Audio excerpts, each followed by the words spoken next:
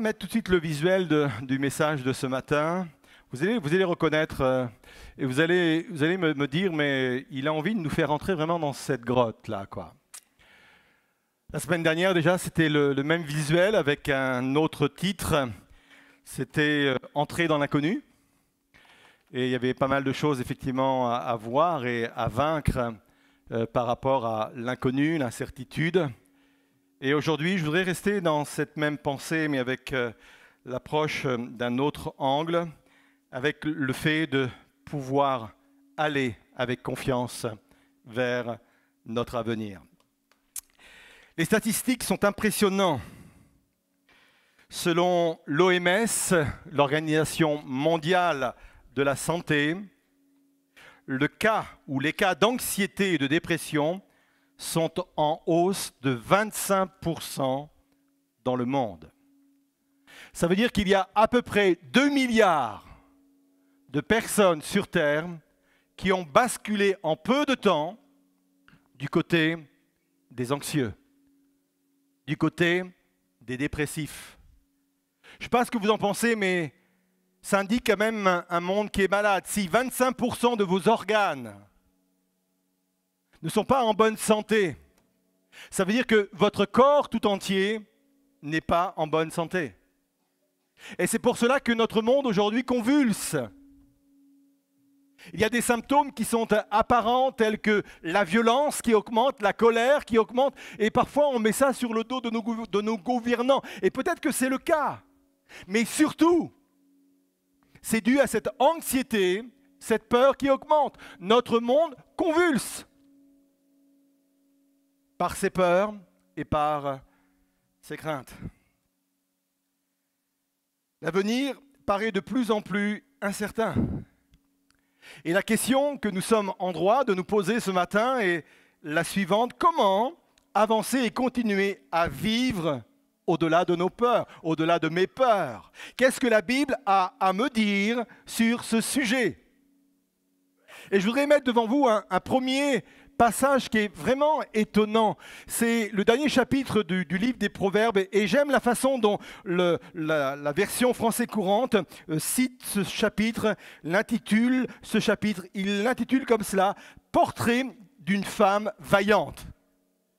Et il y a tout un développement sur cette femme, et j'en doute pas qu'au milieu de nous, il y a des femmes vaillantes. Et il est dit ceci au verset 25: la force et la dignité sont sa parure. Mais il ajoute ceci: elle sourit en pensant à l'avenir.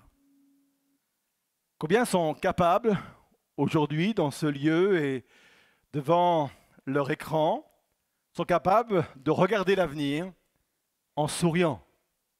D'autant que quand je parlais des 25% là, des statistiques sur le plan mondial, ça touche en particulier ou en majorité des jeunes et des femmes. Et peut-être qu'il y a des jeunes gens, jeunes filles, et des femmes de façon générale qui aujourd'hui ont du mal à regarder l'avenir. Il est dit concernant cette femme vertueuse, vaillante, qu'elle est capable de regarder l'avenir tout en souriant. Ce n'est pas une inconsciente. Et ne pensez pas qu'elle vivait dans une époque mieux que la nôtre. C'était aussi des périodes troublées, des périodes de guerre, des périodes même parfois de famine. Mais cette femme était capable de regarder l'avenir en souriant. Et il est vraiment important pour nous aujourd'hui de vaincre cette peur de l'avenir, car elle est en train de gaspiller notre présent. Et j'aime la citation de Corrie ten Boom qui a dit ceci: l'inquiétude ne vide pas demain de son chagrin, mais il vide aujourd'hui de sa force. Le fait d'anticiper mes craintes, le fait d'anticiper mes peurs, tout cela vient pomper, aspirer ma force aujourd'hui, ma force pour vivre mon présent, vient gaspiller, vient détruire mon présent, sans changer pour autant l'avenir. Alors on va se poser cette question: comment gérer cette peur de l'avenir? Et nous allons voir que nous devons agir sur 3 niveaux. Le premier niveau, je dois agir au niveau de mes pensées. Le deuxième niveau, je dois agir au niveau de mon espérance. Et le troisième niveau, je dois agir au niveau de mes responsabilités. On y va? Oui. Rien que pour la personne qui a dit oui là-bas, on va y aller ensemble. Tout d'abord, je dois agir au niveau de mes pensées. Le psaume 139, verset 23, j'ai choisi la version Sommaire, dit ceci: « Sonde-moi, ô Dieu, pénètre mon cœur, examine-moi et pénètre les pensées qui me bouleversent. » Autre version, mes pensées anxieuses. Autre version, mes pensées alarmantes. Et là, j'ai une première indication qui est très importante. Cette première indication est la suivante. La source de mon anxiété n'est pas à l'extérieur de moi. La source de mon anxiété, ce n'est pas les bruits de guerre que nous pouvons entendre. La source de mon anxiété, ce ne sont pas les rapports inquiétants sur l'écologie. La source de mon anxiété, ce n'est pas les prévisions économiques qui sont alarmantes. La source de mes inquiétudes est en moi. Mes pensées qui me bouleversent, mes pensées anxieuses, mes pensées alarmantes. Ma façon de penser, ma façon de réfléchir, ma façon d'analyser va générer en moi de l'inquiétude ou pas. Je dois agir au niveau de mes pensées.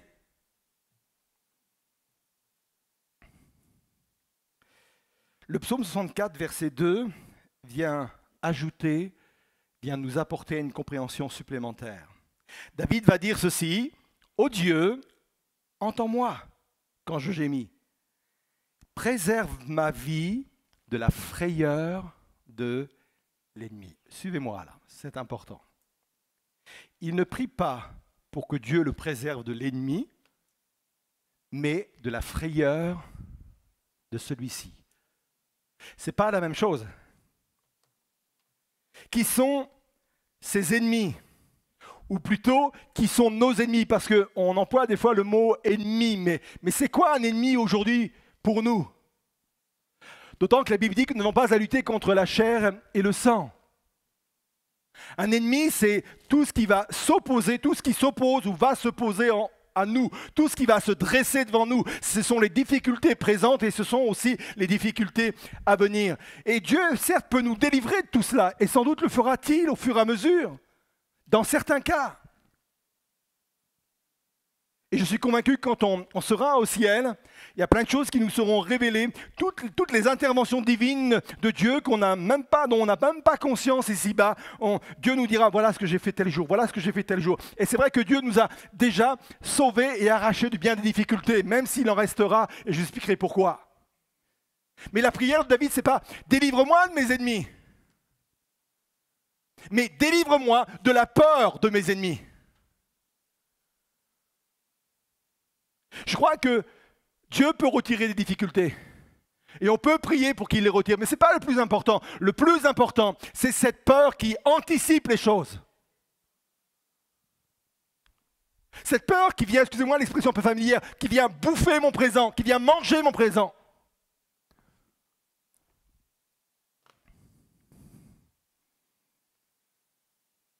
C'est la raison pour laquelle il est important d'agir au niveau de mes pensées. La parole de l'apôtre Paul dans 2 Corinthiens 10, versets 4 et 5 sont sans ambiguïté. Il dit ceci: « Car les armes avec lesquelles nous combattons ne sont pas simplement humaines.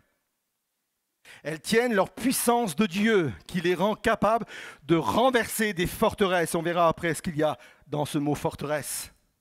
Oui, nous renversons les faux raisonnements, ainsi que tout ce qui se dresse présomptueusement contre la connaissance de Dieu. Et nous faisons prisonnière toute pensée pour l'amener à obéir à Christ. Les forteresses dont il est question ici, ce sont nos pensées fausses qui nous maintiennent dans la captivité. La Bible a raison de présenter ça comme des forteresses, desquelles on ne peut pas s'échapper, desquelles on ne peut pas s'enfuir. C'est impossible.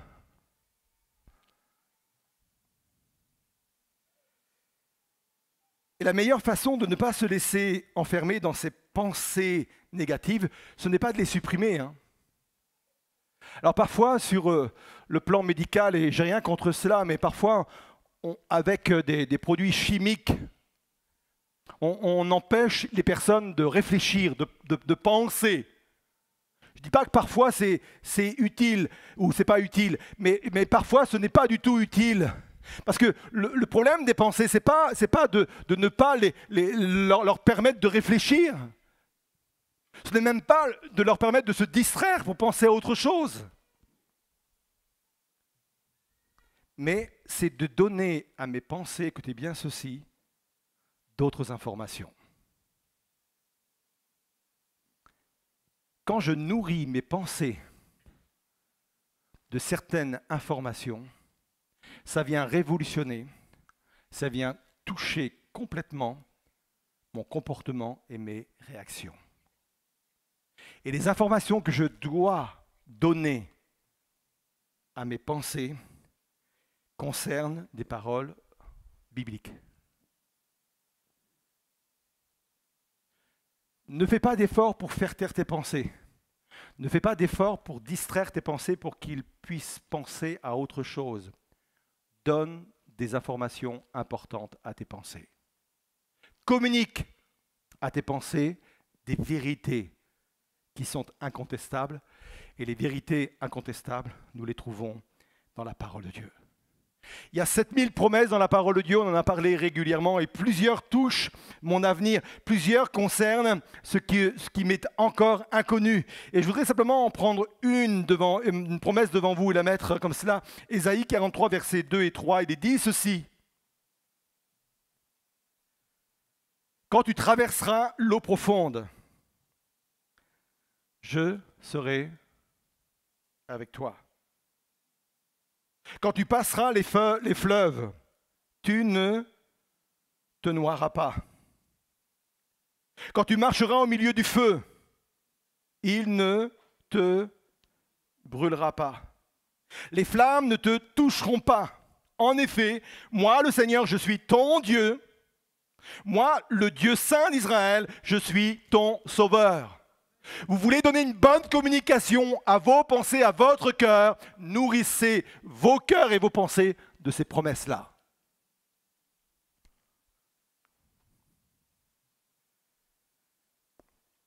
Tout d'abord, je serai avec toi.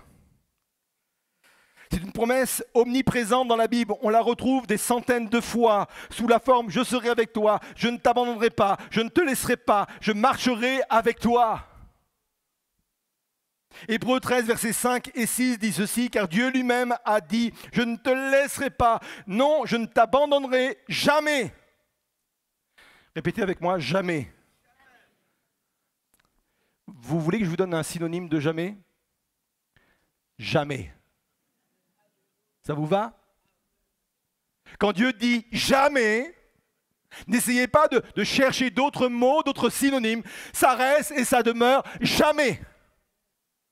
Dieu est sûr en soi. La parole de Dieu est sûre en soi. Quand il dit jamais, c'est jamais.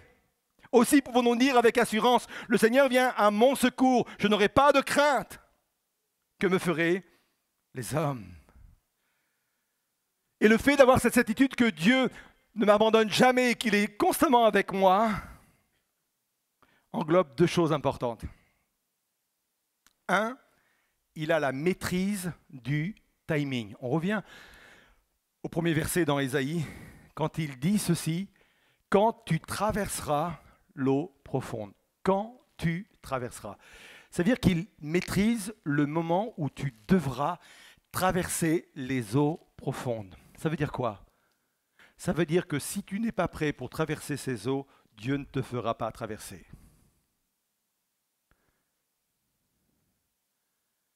Et j'aime relier cela À la prière dite du Notre Père, quand à un moment donné, il est dit, voilà comment vous devez prier. Et à un moment donné, il est dit, ne nous induis pas en tentation.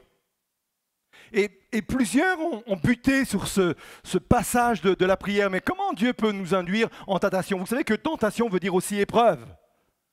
Et la vérité, elle est là. C'est, Seigneur, je te prie, ne pas me faire passer dans une épreuve, dans une tentation pour laquelle je ne suis pas encore préparé, pour laquelle tu ne m'as pas encore informé, pour laquelle je n'ai pas reçu l'enseignement nécessaire, pour laquelle je n'ai pas reçu la force nécessaire. Et ma foi quant à l'avenir, pour que je puisse être serein, est fondée en cela. Je sais qu'il y a des choses qui vont m'attendre demain, mais je sais que Dieu maîtrise le timing. Il ne permettra pas que je traverse des épreuves si je ne suis pas prêt à les traverser. Ça vous rassure?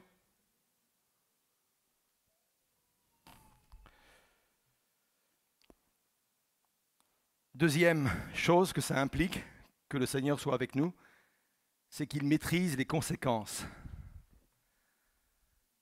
Il dit, quand tu traverseras l'eau profonde. Il dit, quand tu passeras les fleuves. Il dit cela. Mais il ne dit pas, tu ne boiras pas la tasse. Il ne dit pas, tu n'auras pas la tête sous l'eau. Il ne dit pas, tu ne toucheras pas le fond. Ce n'est pas ce qu'il dit. Ce qu'il dit, c'est tout simplement, tu ne te noieras pas. Il a la maîtrise des conséquences. Je peux vous dire que parfois, par rapport aux épreuves que vous allez connaître, parfois, vous allez avoir l'impression de toucher le fond. Parfois, vous allez avoir l'impression d'avoir la tête sous l'eau. Parfois, peut-être, vous allez boire la tasse. Mais la promesse demeure, jamais, ce n'est pas possible. Vous ne pouvez pas vous noyer. Il maîtrise les conséquences. Dieu dit encore dans ce même verset, quand tu traverseras l'eau profonde, on l'a déjà vu, quand tu marcheras au milieu du feu. Ah, j'aime ce passage, parce qu'il ne dit pas, oh, t'inquiète pas, ça ne va pas chauffer pour toi. T'inquiète pas, tu ne seras jamais en sueur devant certaines difficultés. Vous savez, des fois, face à certaines difficultés ou preuves, le coup de chaud, quoi. Dieu ne dit pas ça. Il dit simplement, le feu ne te brûlera pas. Les flammes ne te toucheront pas. Et voilà le type d'information que mes pensées doivent recevoir. Voilà le type d'information que notre cœur doit recevoir.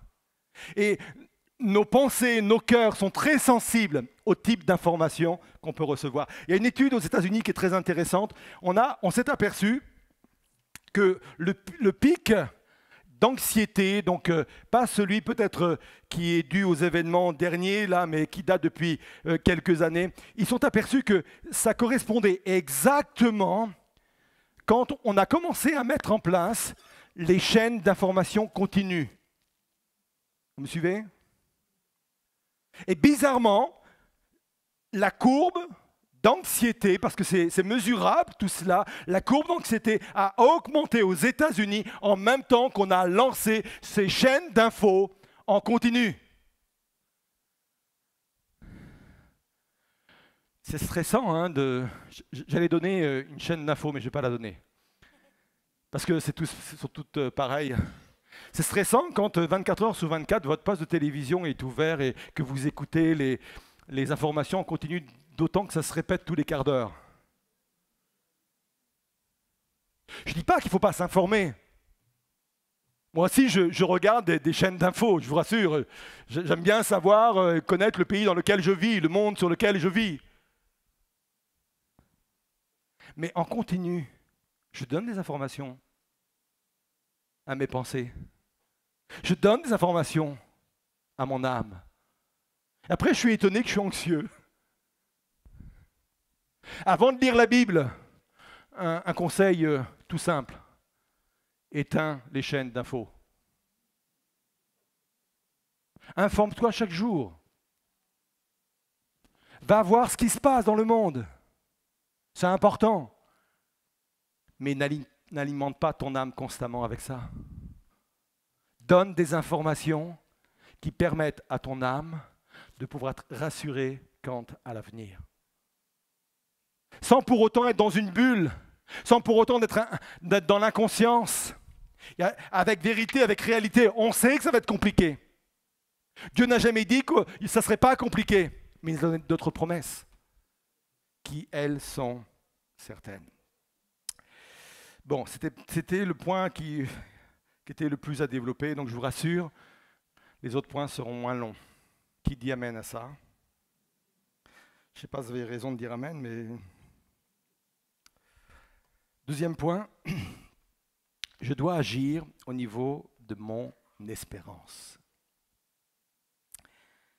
Le psaume 23, verset 6, vous connaissez, c'est l'un des psaumes les plus célèbres. Et à la fin de ce psaume, l'Éternel est mon berger, hein, vous le connaissez, David va dire ceci, « Oui, le bonheur et la grâce m'accompagneront tous les jours de ma vie, et j'habiterai dans la maison de l'Éternel jusqu'à la fin de mes jours. » Et quand on lit cela jusqu'à la fin de mes jours, ne comprenez pas uniquement la fin de mes jours ici-bas, mais la fin de mes jours, même dans l'au-delà. Ça veut dire jusqu'au bout, jamais.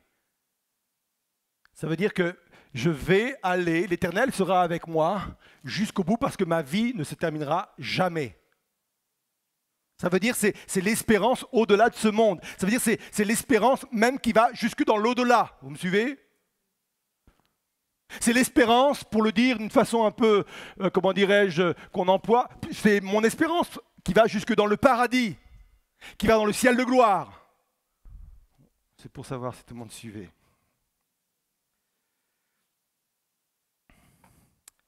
Et ces deux vérités, oui, la grâce et le bonheur m'accompagneront tous les jours de ma vie et j'habiterai dans la maison de l'Éternel jusqu'à la fin de mes jours. Ces deux vérités sont importantes pour abolir la peur de l'avenir. Deux vérités indissociables, deux vérités qui interagissent ensemble. Je peux être confiant, je peux vivre avec sérénité dans mon présent, avec cette vérité. Oui, je sais que le bonheur et la grâce m'accompagneront tous les jours de ma vie. Pour chaque jour, Dieu a une grâce pour moi. Pour chaque jour, Dieu a une faveur pour moi. La Bible dit que les bontés de l'Éternel se renouvellent chaque matin. Ça, c'est une réalité. Je peux vivre dans cette sérénité-là.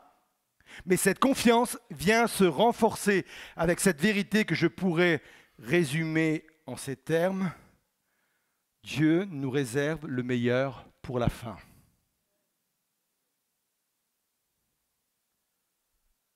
Le meilleur pour nous, c'est à la fin.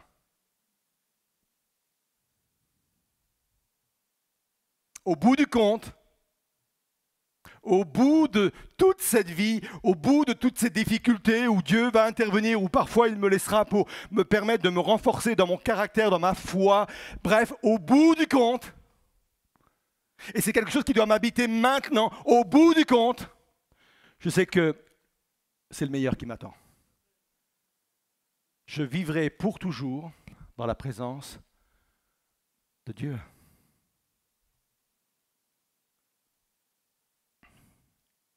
Les rabbins affirment que toute peur, quelle qu'elle soit, est une peur de la mort.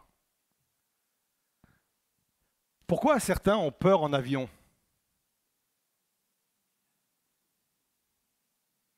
Parce qu'on a peur qu'il se crache, non? C'est la peur de la mort. Pourquoi certains ont peur du vide? Parce que on peut tomber. Et si on tombe, au revoir.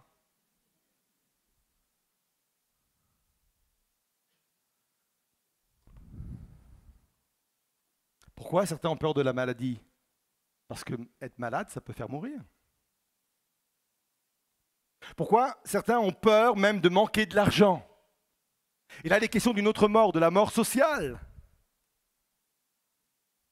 Et je trouve que la façon de voir la peur du côté des Juifs et du côté des rabbins me semble important. C'est la peur de la mort. Parce que l'au-delà fait peur. L'inconnu fait peur. Et derrière l'inconnu, et derrière encore de l'inconnu, c'est la mort. C'est l'au-delà, on ne connaît pas.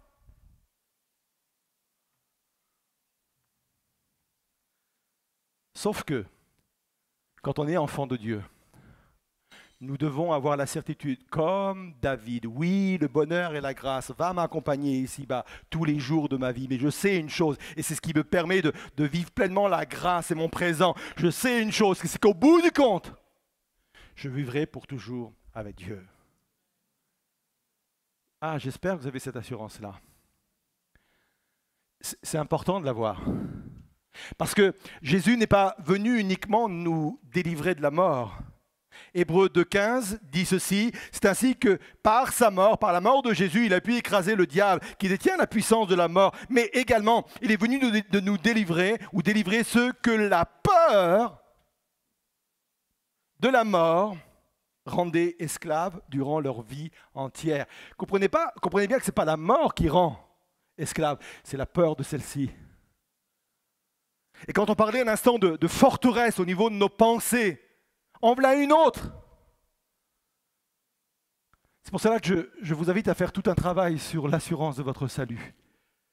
Et j'ai prêché il y a quelques semaines de cela un message sur le salut, être sûr d'être sauvé. Et je vous demande d'y aller, de retourner vers cela, parce que c'est un élément important pour bien vivre son présent et bien affronter l'avenir avec sérénité. Je termine avec le dernier point qui est encore plus court que le deuxième. Et personne n'ose dire amen là.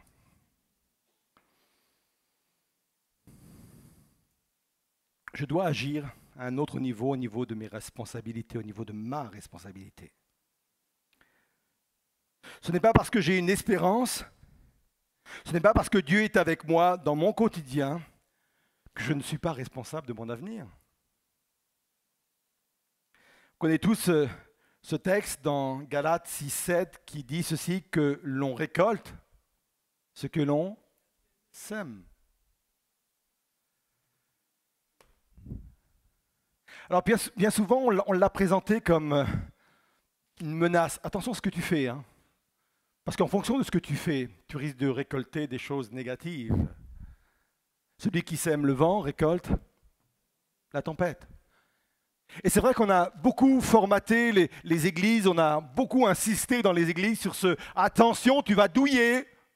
Attention, ça va être compliqué parce que tu vas récolter ce que tu sèmes. Mais je voudrais vous le présenter comme une opportunité extraordinaire de choisir dans mon présent les bonnes semences pour pouvoir récolter les bons fruits. Je peux impacter mon avenir aujourd'hui.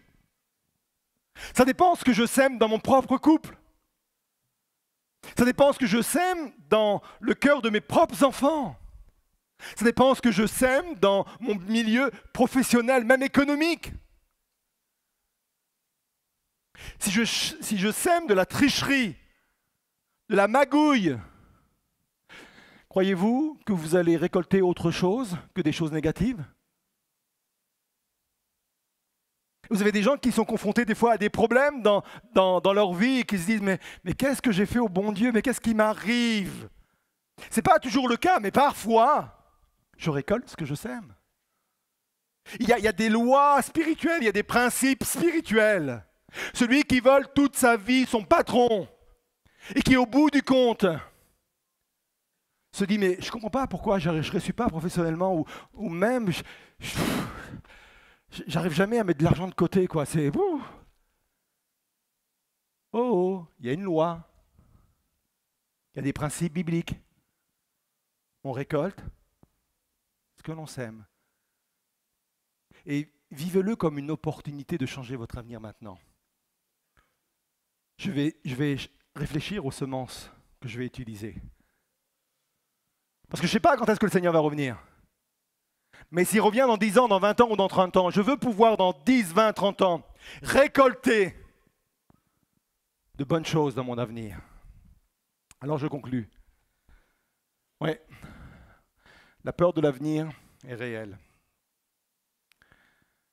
Mais comme cette femme vaillante, Dieu me donne la possibilité de regarder l'avenir en souriant. Parce qu'il y aura une sérénité dans mon cœur. Parce que je vais réussir à nourrir mes pensées, à communiquer à mes pensées et à mon âme des choses totalement nouvelles. Je vais pouvoir me nourrir de promesses de Dieu, de certitudes concernant la personne de Dieu. Parce que peu de choses sont absolues dans le monde, sauf les principes de Dieu. Il dit, je ne t'abandonnerai pas. Et je veux vraiment nourrir mon âme et je veux nourrir mes pensées de ces choses-là. Je veux également comprendre que je dois agir au niveau également de mon espérance.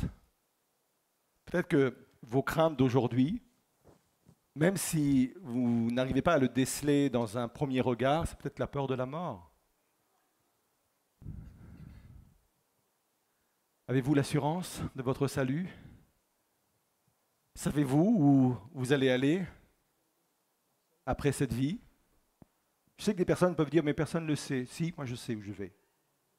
Et ne prenez pas ça comme de la prétention. Prenez cela comme de la foi basée sur la parole de Dieu.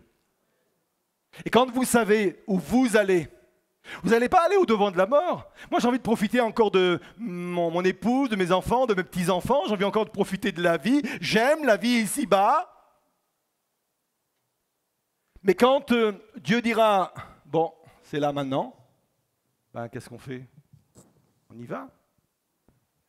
Et rien d'envisager cet avenir de cette façon-là. Je peux vous dire que ça met dans le cœur une sérénité extraordinaire, une paix extraordinaire. Et puis, j'ai ma responsabilité aussi. Et peut-être que quelques-uns, aujourd'hui, se disent, je suis en train de payer mes erreurs. On fait tous des erreurs. On croit que Dieu pardonne les péchés et qu'il nous aide à gérer les conséquences de nos péchés. Mais je crois aussi qu'aujourd'hui, je peux commencer à choisir mes semences pour pouvoir anticiper mon avenir avec des choses meilleures. Et je voudrais vous inviter à vous lever à votre place. Nous sommes le premier dimanche du mois. Et c'est le mois où nous partageons ensemble la Sainte Seine. Et j'aime toujours relier ce moment-là, et les servantes et serviteurs pourront pouvoir s'approcher au texte. Bien sûr, la Sainte Seine, et quand cela va vous être distribué, vous allez pouvoir la prendre aussitôt. C'est le symbole de ce que Jésus a pu accomplir à la croix. Il n'y a rien de magique dans le vin, il n'y a rien de magique dans le pain. Par contre, il y a une dimension spirituelle quand je prends conscience de ce que représentent le pain et le vin. C'est pour cela que la Bible dit que quand je prends le pain et le vin, il faut que je discerne le corps de Christ. Ce ne sont pas les éléments qui sont magiques, mais c'est la façon dont je vais aborder ce moment-là. Si je réalise que à la croix, Jésus a mis tout en œuvre, non seulement pour me libérer de la mort, mais de la peur de celle-ci. Si je réalise qu'à la croix, Dieu a mis tout en œuvre pour que je puisse m'approprier toutes les promesses de Dieu concernant mon avenir, concernant les incertitudes. Si je réalise tout cela, je vais prendre les promesses de Dieu pour moi et je vais me dire, les promesses qui sont dans la parole de Dieu, elles sont aussi pour moi. Et je ne peux vivre cette appropriation uniquement si je réalise que c'est pour moi que Dieu a donné sa vie. Et parce qu'il a donné sa vie pour moi, j'ai accès aux promesses de Dieu. J'aimerais qu'en prenant ce pain et ce vin-là, on réalise cela. On réalise le fait que Dieu a donné sa vie pour moi. Seigneur, le voile est déchiré, j'ai accès à ta présence. Mais en ayant accès à ta présence, j'ai accès aussi à tes promesses. En ayant accès à ta présence, j'ai également accès à la vie éternelle. Et j'aimerais que vos âmes se libèrent ce matin dans la présence de Dieu. se libère de toute angoisse, se libère de toute inquiétude, d'anxiété. Et je crois également à la possibilité d'un attouchement surnaturel de Dieu. Dieu vient toucher de façon surnaturelle des hommes et des femmes pour que l'anxiété disparaisse maintenant, instantanément. Jésus lui-même va le dire à ses disciples quand ils allaient deux par deux pour accomplir le ministère. Il va donner cette consigne. Quand vous entrez dans une maison, quand vous allez rentrer dans une maison, dites que la paix de Dieu habite cette maison. Et sur cette parole-là, le miracle avait lieu. La paix entrait dans cette maison. Je crois qu'il y a de tels rendez-vous également dans nos rassemblements du dimanche matin ou tous nos rassemblements. Je crois qu'il y a des moments comme cela où Dieu vient d'une façon surnaturelle apaiser l'intérieur de nos maisons, l'intérieur de nos cœurs, de nos âmes, de nos vies. Rien que par le fait de dire Seigneur, je te fais confiance et viens au-devant de moi. On va chanter ce chant et pendant qu'on chante ce chant, Seigneur, je prends le pain et le vin en discernant pourquoi ils me sont présentés ce matin, Seigneur. On vit cette réalité?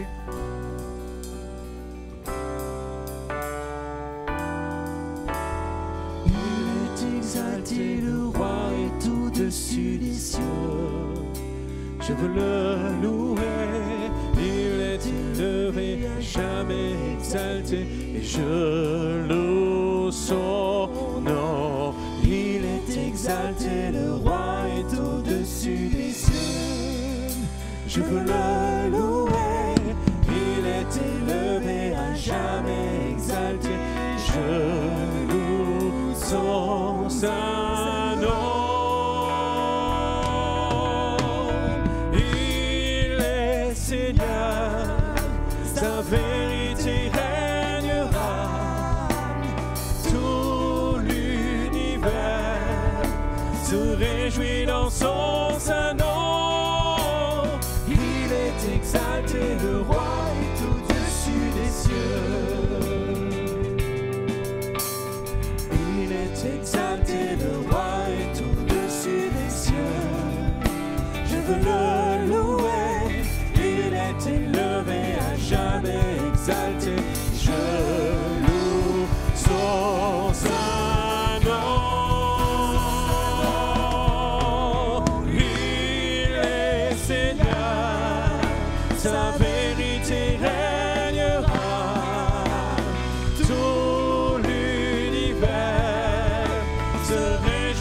Son saint nom, il est Seigneur, il est Seigneur, sa vérité régnera. Tout l'univers se réjouit dans son saint nom. Il est exalté, le roi est au-dessus des cieux. Alléluia. Alléluia. Alléluia, tu es digne de louange. Alléluia, alléluia, tu es digne de louange.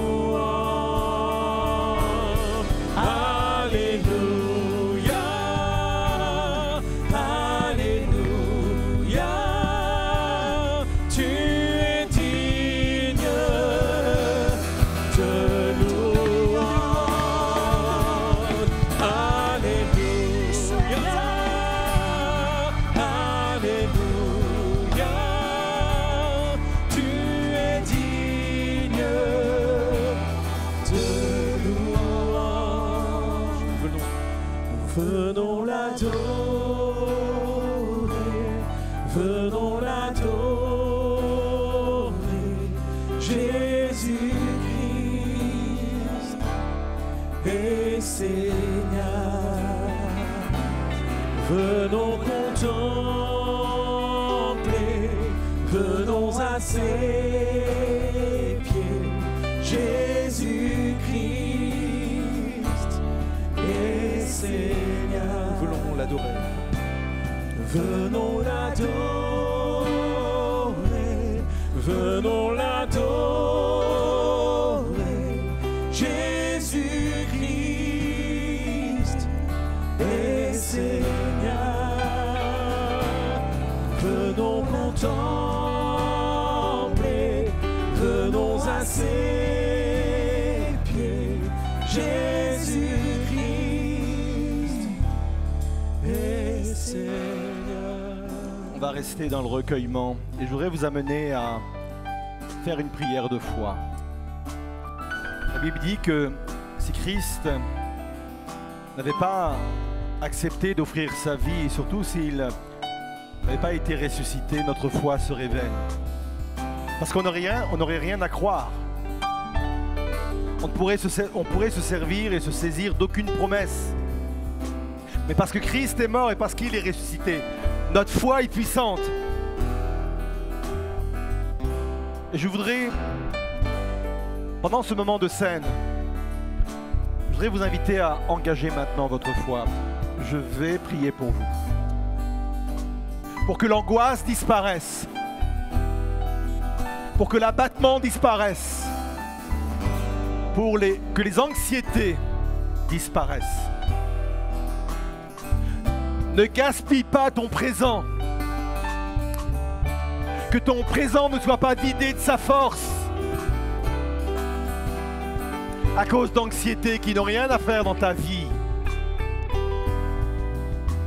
Alors si ce matin c'est ta prière, si tu es là en disant Seigneur, le pasteur parle de moi, il parle de ma situation et je m'adresse à vous qui êtes devant vos écrans, chez vous, dans votre domicile, dans vos domiciles. Joignez-vous à nous. Il y a une expérience de grâce à vivre ce matin pour nous tous. Il y a une expérience de délivrance à vivre parce qu'il y a des promesses à saisir, parce que Dieu est ressuscité. Seigneur, je prie de venir frapper aux portes de ces cœurs et de ces vies comme les disciples frappaient aux portes des domiciles quand ils allaient de village en village. Je prie de venir frapper, Seigneur, aux portes des cœurs et de prononcer cette parole qui libère, que ma paix soit avec toi. Que ma paix prenne sa demeure dans ta vie, dans ton cœur. Je crois au miracle de Dieu qui se produit maintenant dans vos vies par la puissance du Saint-Esprit. Je crois au miracle de Dieu parce que ma foi et votre foi reposent sur la parole de Dieu. Il n'y a pas de base plus solide. Il n'y a pas de fondement plus solide que la parole de Dieu. Alors Seigneur, viens, passe au niveau du balcon, passe au niveau, Seigneur Jésus, des rangées en bas. Viens chez nos internautes, viens bénir, Seigneur Jésus. Que la paix soit réelle. Je vous laisse ma paix. Elle n'a rien à voir avec le contexte. Elle n'a rien à voir avec les circonstances. C'est une paix qui est dissociable de tout cela, qui est indépendante de tout cela. Elle est surnaturelle et elle vient prendre sa place. Alors oui, avec cet état intérieur, je peux tout à nouveau venir l'adorer. Je peux tout à nouveau venir présenter mon culte, ma reconnaissance. Oui, je viens l'adorer. Jésus-Christ, mon Seigneur. Il est exalté. Il est exalté, le roi est au-dessus des cieux. Je veux le louer, il est élevé à jamais, exalté et je loue son nom. Il est exalté, le roi est au-dessus des cieux. Je veux le louer, il est élevé à jamais, exalté. Je loue son saint nom. Il est Seigneur. Il est Seigneur, sa vérité régnera. Tout l'univers se réjouit en son saint nom. Il est Seigneur. Il est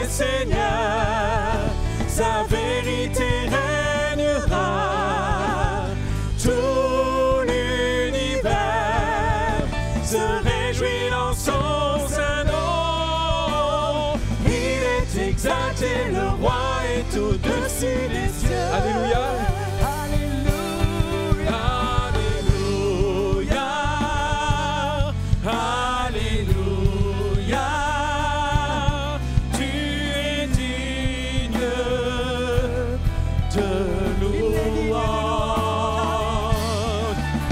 Alléluia, Alléluia, tu es digne de louange. Alléluia, Alléluia, Alléluia, tu es digne de louange. Alléluia, Alléluia, tu es digne de louange. Nous venons l'adorer, venons l'adorer. Merci Seigneur. Jésus-Christ est Seigneur. Venons contempler, venons à ses pieds. Jésus-Christ